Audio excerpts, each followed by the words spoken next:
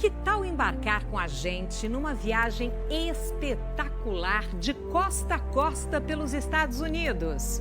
Muitíssimo boa noite. O Globo Repórter de hoje cruza o país de Nova York até a Califórnia, num roteiro cinematográfico. Visitamos fontes vulcânicas que espirram água fervente a 90 metros de altura. E no cenário real do desenho animado, encontramos ursos e o guarda do parque de Yellowstone. Corrida maluca? Acompanhamos também, a mais de 600 km por hora, num imenso deserto de sal. Um banho de beleza nas imponentes cataratas do Niágara. A gente está entrando aqui bem no meio da chamada Cachoeira da Ferradura. Atrás da famosa montanha, com o rosto de presidentes americanos, uma surpresa gigantesca. E os bastidores de cenas que correram o mundo, para lembrar que vidas negras importam. Vamos começar a nossa aventura?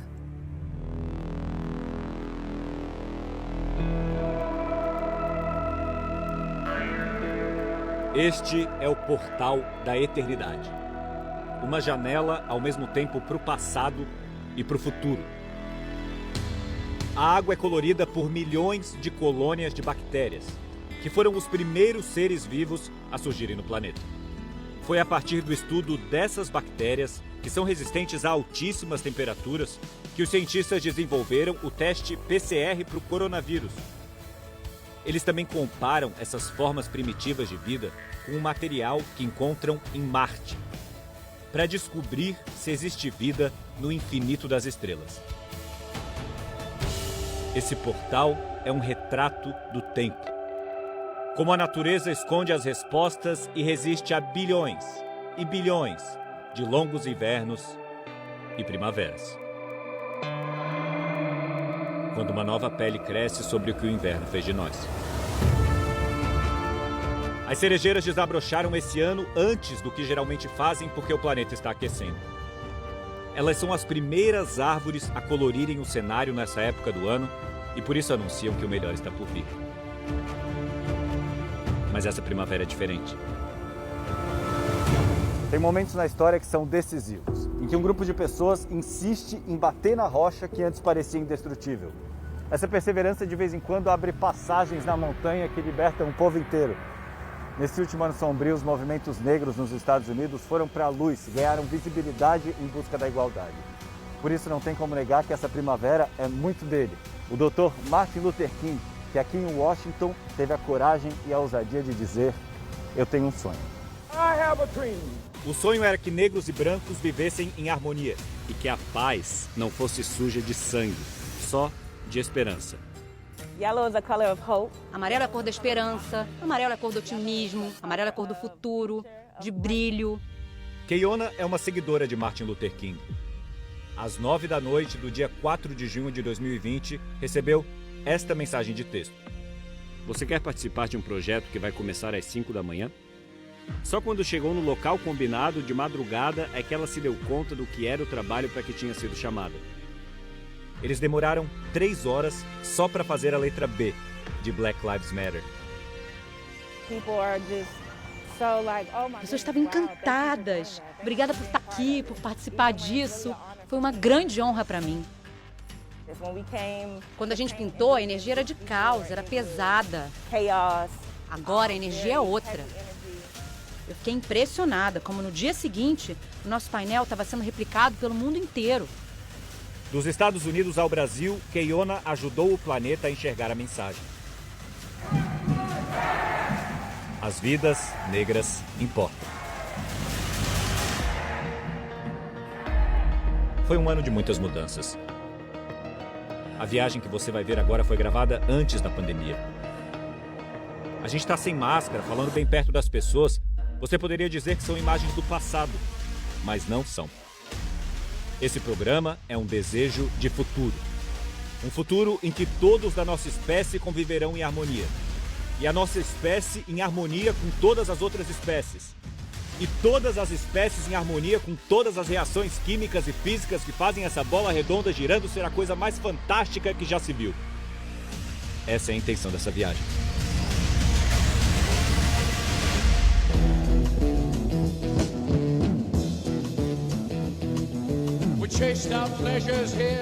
Vai dizer que não é um sonho. Um motorhome, 4 amigos, saindo de Nova York. Nosso objetivo, chegar do outro lado do mapa. Encontrar o oceano na Califórnia.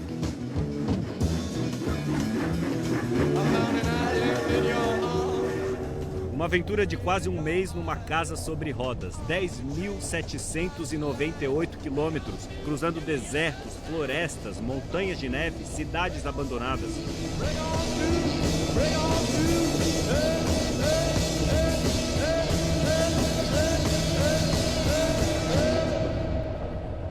Mas essa viagem não é nossa, ela é sua. O seu lugar está reservado, você vai ali na frente, onde vai ver tudo em primeira mão.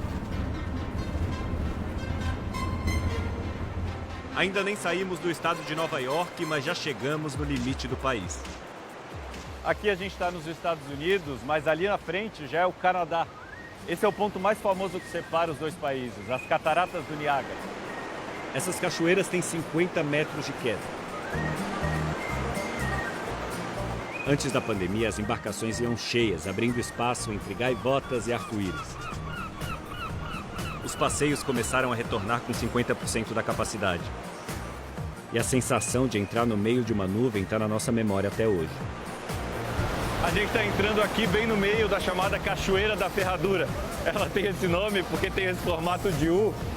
E quando a gente chega aqui, o barco começa a balançar, a água cai tão rápido, a mais de 120 km por hora, que manda essas rajadas de vento e de água, que deixa a gente todo molhado quando chega aqui.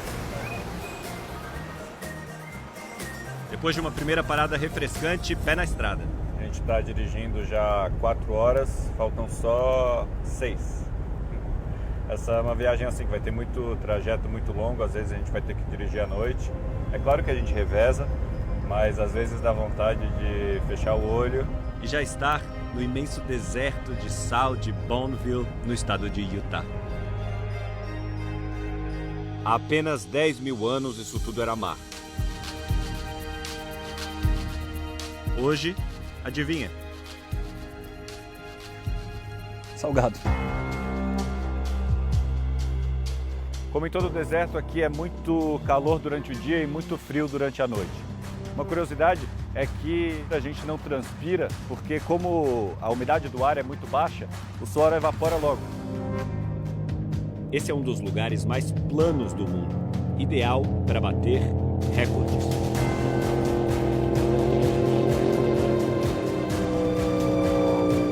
Humanos.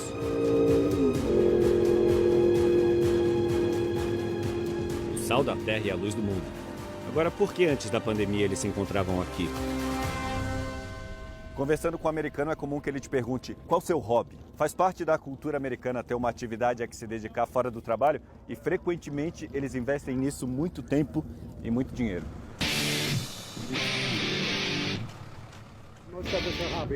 A maioria aqui faz por hobby, não é uma coisa profissional. Mas vocês gastam muito dinheiro com isso, né? Até demais. E o que a sua mulher acha disso? Pergunta pra ela, ela tá aí? Não é sempre que você vê o homem que você ama realizando um sonho. Então, eu me fiz indispensável para isso aqui. Eu mando em tudo. Ninguém acelera antes de eu me certificar que todo o equipamento está lá. Era isso, vou ficar em casa sozinha. Começou com meu marido e agora eu posso ver meu filho pilotando. E eu adoro. Quando meu pai conquistou o que sonhava, ele me deu a oportunidade de tentar.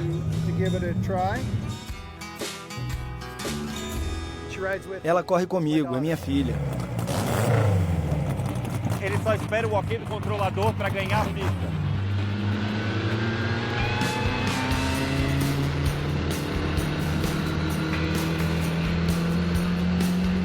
...660 km por hora no deserto de sal.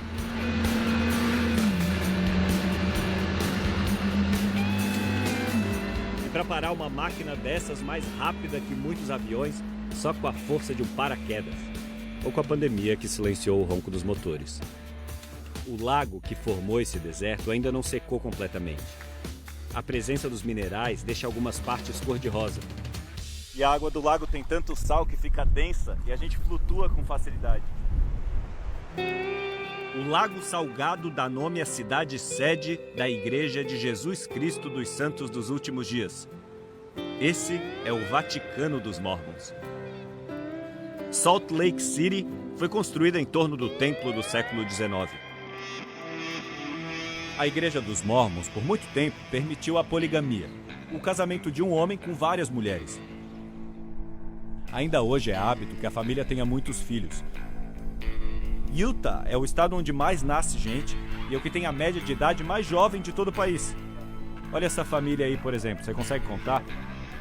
1, 2, 3, 4, 5, 6, 7, 8, 9, 10 filhos. Eu sempre quis muitos filhos, então estava meio preparada para o caos. A gente conseguiu organizar a bagunça. É meio estressante, claro, mas também divertido. Não trocaria por nada. A minha mãe costumava trocar o meu nome com o do meu irmão. A gente também, o tempo todo. Mas o lema é, se você está na área, eu provavelmente estou falando com você. Então, responda. E qual que é a sua responsabilidade como pai? Tudo que ela não conseguir fazer. O que não é muito. Ela toma conta de muita coisa. E quem diria que subindo a grande cordilheira que fica ao lado desse lago, encontraríamos um lugar como o Parque Nacional de Yellowstone. Foi aqui que, pela primeira vez, alguém teve a ideia de cercar uma área e dizer: ninguém toca, área de preservação. Yellowstone foi o primeiro parque nacional do mundo, criado há 150 anos. É um dos pontos mais gelados do país, 3.000 metros acima do nível do mar. Mas a gente não imaginava que fosse acordar lá assim. O que me surpreendeu é que estava nevando demais, as estradas principais foram fechadas, a gente teve que dormir no meio do parque. E agora a gente acordou e está tentando encontrar uma estrada para ver se a gente consegue pelo menos sair do parque. A neve está muito fofa, a gente não sabe onde a estrada vai dar, então a gente vai tentar fazer um retorno para voltar para o lugar onde a gente dormiu. Pode vir. Pode vir. Em todo lugar aqui tem placas como aquela lá, ó. Cuidado com os ursos. Não disse. Não demorou até que a gente se deparasse com uma ursa parda faminta e ameaçada de extinção. Só há 718 ursos desses em todo o parque. São 600 quilinhos distribuídos em 1,20 m de altura. A gente encontrou essa ursa numa época legal do ano para ela. Ela está se preparando para hibernar, vai passar o inverno inteiro dormindo. Então agora tem que comer 20.000 calorias por dia. A dieta é saudável e variada, principalmente folhas, frutas, castanhas, mas de vez em quando também come um peixinho, um ratinho. Às vezes bate uma fome e aí ela come até um alce. Ela sobrevive porque durante o longo sono de inverno o corpo vai queimando toda essa gordura que acumulou. Ou seja, ela vai dormir gordinha e acorda magrinha. É o spa da hibernação. E não longe dali, esses animais usam esses chifres para garantir as refeições. Servem como uma pá ou uma colher para enroscar a vegetação. Parece de veludo. Mas se você for tentar fazer carinho, vai levar uma chifrada. Porque eles estão sempre ligados nos possíveis predadores. E todos esses bichos, e nós também, estamos em cima de um vulcão em atividade, escondido embaixo dessa paisagem. Mas ele dá sinais de vida por todo lado, a respiração é fumegante. É aqui no parque que fica a grande fonte prismática, o nosso porto. Em alguns lugares a água brota fervente e vai descendo e formando escadarias de calcário. Às vezes jorra a 90 metros de altura. O nome desse geyser é Velho Fiel. Ele recebe esse nome porque ele entra em atividade a cada 94 minutos. E a última vez que ele entrou em atividade foi a 94 minutos. Olha só, o velho não falha.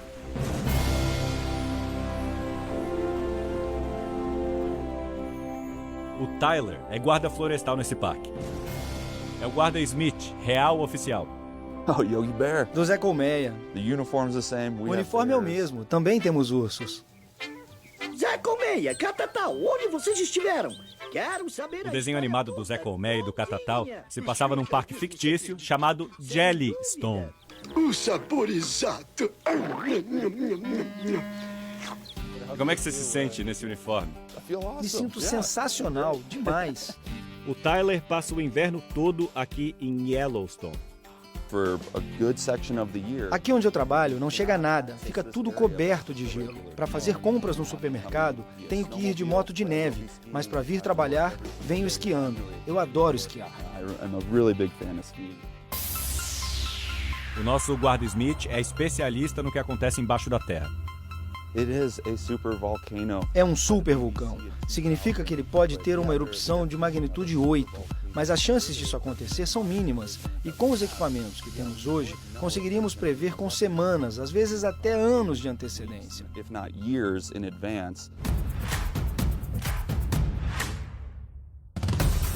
Viver nos subterrâneos é a especialidade de bichinhos como ele.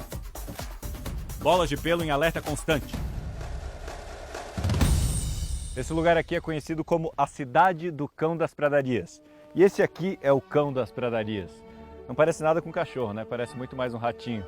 Eles cavam túneis subterrâneos aqui por baixo desse campo todo, onde as famílias se conectam. São labirintos que servem como esconderijos. Porque eles são comida de coiotes, águias, doninhas, raposas. Por isso que estão sempre preocupados, correndo de um lado para o outro.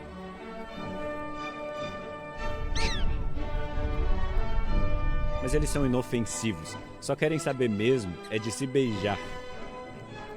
Mas não passa disso, porque a época de acasalamento desses bichos dura 1 hora por ano. É o tempo que as fêmeas ficam no cio. 1 hora por ano no começo do inverno. Agora imagina se bem nessa hora o Afonso, que foi o nome que a gente deu para esse nosso amigo aí, resolve tirar um cochilo. Cochilou, Afonso. A Cidade do Cão das Pradarias é um pasto num dos lugares mais bonitos por onde a gente passou nessa viagem. O grande deserto de Badlands. Vamos até lá, Sandra e Glória.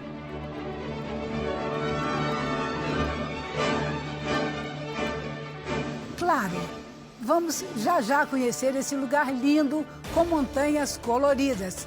E também vamos atrás do Monte Rushmore, aquele com o rosto de presidentes americanos. Vamos voando, encontrar uma surpresa gigantesca. E que tal passar por cidades fantasmas e dar uma paradinha para saborear o mais típico prato americano? Adivinha? É no próximo. Milhões de anos antes de existir gente, a água desse mar, no meio dos Estados Unidos, secou. Argila, areia, sal foram se empilhando e depois rios correram por outros milhões de anos formando vales. As listras mostram por onde eles passaram e as cores que tinham. Nosso motorhome também cruzou linhas retas e tortuosas para chegar até esse lugar único. Mas o nome dessa terra não faz jus à beleza. Foram os índios Lakota os primeiros a chamarem esse lugar de Badlands, ou Terra Ruim. E dá pra ver por que é impossível plantar aqui. Mas para eles toda essa região era sagrada, por causa da mágica que esse lugar é capaz de fazer.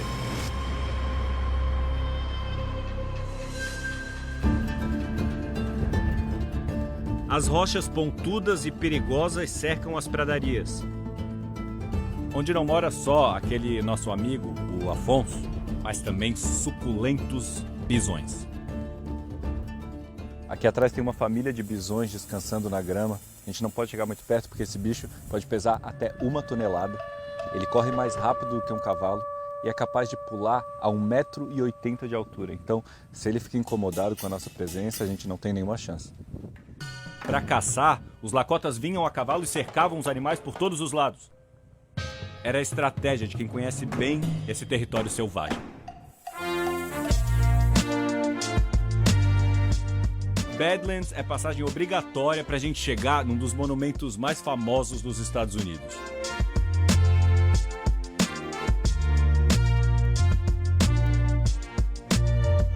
6h30 da manhã, faz muito frio aqui agora, 1 grau negativo, o sol está nascendo e esse é o melhor horário para ver o Monte Rushmore. O monumento foi esculpido nessa face da montanha exatamente para ficar de frente para o sol nascente. É emocionante ver isso aqui pela primeira vez, porque a gente já viu tantas vezes, né, em fotos, filmes, desenhos animados, que acaba fazendo parte da nossa cultura também. Os americanos são bons nisso, em exportar ícones para o mundo inteiro. São 4 presidentes esculpidos na montanha: Washington, Jefferson, Roosevelt e Lincoln. George Washington foi o primeiro presidente. Está na nota de $1. Thomas Jefferson escreveu a Declaração da Independência e dobrou o tamanho do país. Theodore Roosevelt foi o grande defensor da liberdade de expressão e da expansão internacional americana. E Abraham Lincoln ganhou a Guerra Civil, que queria dividir os Estados Unidos e aboliu a escravidão. Mas se não está curioso para saber o que há por trás dessas esculturas, a gente foi voando descobrir os segredos. Como foi antes da pandemia, a gente não estava usando máscara. Helicóptero é sempre uma adrenalina, né? Estamos sobrevoando o Monte Rushmore. Mais de 400 homens trabalharam para construir isso aqui. Foi muita dinamite para explodir a rocha e isso doeu no coração de um povo. Essa montanha onde foram esculpidos os presidentes é considerada sagrada pelos povos indígenas. Então esse lugar é como uma Meca ou uma Jerusalém para os povos nativos. Quando eles começaram a dinamitar essas rochas para esculpir a cara dos presidentes, os índios Lakota se rebelaram. Aí receberam em troca uma indenização de $1 bilhão. Mas até hoje não tocaram no dinheiro. Está guardado nos cofres federais. Eles dizem que se aceitarem, significa que se venderam. Olha lá está o segredo por trás do Monte Rushmore. É uma outra face esculpida na montanha. É a cara de um índio no meio das montanhas sagradas para os povos nativos. Quando o chefe da tribo Lakota viu as caras dos presidentes da montanha sagrada, ele teve uma ideia. Chamou um dos principais escultores que trabalhava lá no Mount Rushmore para fazer uma obra ainda maior. Esse escultor era o polonês Korczak Tsiolkovski. Ele escreveu para o meu pai e perguntou se ele esculpiria essa montanha, para que o homem branco soubesse que os peles vermelhas também têm grandes heróis. A Edwiga é filha do escultor polonês. Durante a viagem, a gente ainda podia conversar de perto com ela. O meu pai estava determinado a proteger e preservar a cultura indígena, que foi tão destruída pelos brancos e pelos governos. Esse é o monumento Crazy Horse, ou Cavalo Louco. O projeto é que ele fique assim. Aqui a gente está na ponta do monumento, no que vai ser o dedo do índio, apontando aqui para frente. Aqui é onde vai ficar a mão do índio, porque a gente conseguiu chegar no topo da montanha. A gente está a 150 metros de altura. Daqui de cima a gente consegue ver toda a folhagem das árvores já se tornando amarela por causa do outono. Agora a gente está andando em cima do que vai ser o braço do índio, que tem o tamanho de um campo de futebol. E aqui que eles estão trabalhando agora, olha só, as máquinas estão paradas aqui, que em cima da montanha faz mais frio do que lá embaixo, mas finalmente a gente consegue ver aqui na nossa frente de perto o rosto do índio, que tem 26 metros de altura, o equivalente a um prédio de 9 andares. Aqui de perto a gente consegue ver que ele é feito de granito, e um granito multicolorido por causa da ocorrência dos minerais. E se a gente olhar lá na sobrancelha, a gente vê que tem uma espécie de pintura, mas que na verdade já estava ali quando eles começaram a esculpir e virou uma parte do monumento. Eles não têm ideia de quando a obra vai ser concluída. Só para terminar o braço e os cabelos, a previsão é de mais 10 anos. No idioma dos índios Delaware, Wyoming significa terra de vastas planícies. É onde a gente está agora. É um estado que tem mais antílopes do que humanos. Baixíssima criminalidade. Um dos primeiros a permitir o voto das mulheres.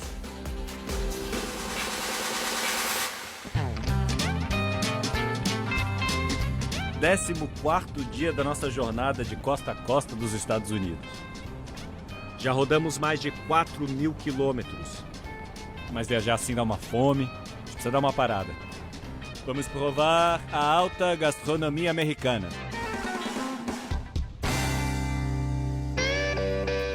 Você certamente já viu um desses no cinema. Hi, how are you? Olá, tudo bem? Meu nome é Heather e vou ser a atendente hoje. Quer algo para beber? Talvez uma limonada ou um café? Sim, um café, por favor. O refil do café é de graça. Enquanto estiver aqui, bebe o quanto quiser. Esse aqui é um típico diner americano. É um tipo de restaurante muito comum, principalmente no Nordeste e na região central dos Estados Unidos. Por regra, ele sempre tem esse tipo de cabine com um sofá e um balcão onde as pessoas podem sentar também. E a decoração é geralmente assim, dos anos 50, 60, apesar do primeiro diner ter surgido no século XIX. E você já deve ter visto nos filmes qual é o prato que as pessoas mais pedem aqui. Qual é o seu maior hambúrguer? O maior, acho que é o nosso cheeseburger duplo. Yeah, so I want that, a double cheeseburger. Tá, eu quero esse e um milkshake. Is that double cheeseburger for me? Tá bonito, né? Deixa eu ver. Excelente batata frita. E olha o tamanho desse hambúrguer. Aqui todo mundo come com a mão, ninguém pega guardanapo não. Gente, será que eu consigo? Agora as más notícias. O cheeseburger tem 980 calorias. O milkshake mais 800. Soma com 500 da batata frita. Tudo junto, incríveis 2.280 calorias. É acima da média recomendada por um dia inteiro. É o prato típico do país mais obeso do mundo. Só dá pra fazer isso em datas muito especiais. Eu só comi, claro, por causa de vocês, em nome da reportagem. Nas quartas-feiras temos hambúrgueres por 99 centavos. Aí todo mundo vem e diz: queremos todos os hambúrgueres. A gorjeta aqui vai de 15% a 25% da conta. Nos restaurantes americanos, os garçons, como a Heather, ganham um piso muito baixo. O que engorda o salário são as gorjetas. Depende muito da generosidade dos clientes.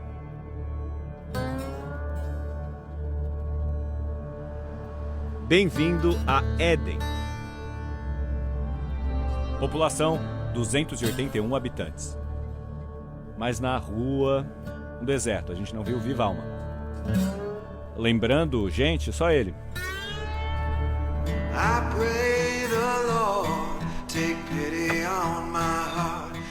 Na igreja protestante, de mais de 100 anos, também não havia ninguém.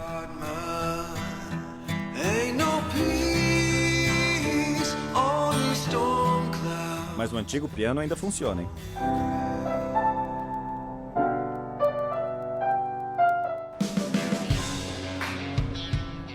Aqui, ó, esses carros parados aí com certeza querem dizer alguma coisa. Era antes da pandemia e tava todo mundo no bar. Eden não é uma cidade fantasma. Mas em muitos lugares por onde passamos há quem converse com espíritos ancestrais, como o Don McFarlane. Ele é uma das figuras mais fantásticas que a gente conheceu enquanto cruzava a parte mais rural dos Estados Unidos. Ele mora sozinho, com os cães e gatos nessa grande fazenda em Iowa. E tem um superpoder.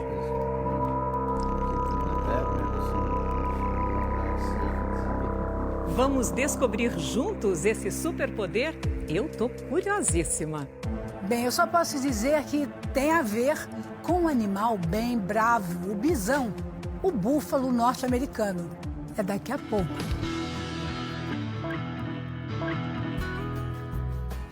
Estamos numa fazenda no meio do estado de Iowa, região rural americana. E vocês estão prestes a conhecer um homem encantador e a participar de um ritual ancestral para chegar bem perto de um animal bravo, um dos símbolos dos Estados Unidos. Foi um xamã indígena que me deu isso aqui. Ele me disse que se você tentar acender 3 vezes e não pegar fogo, é um sinal de que os espíritos estão dizendo que hoje não vamos encontrar bisões. Então, vamos ver. Eu acho que hoje vai dar. Agora, se posicionem num círculo.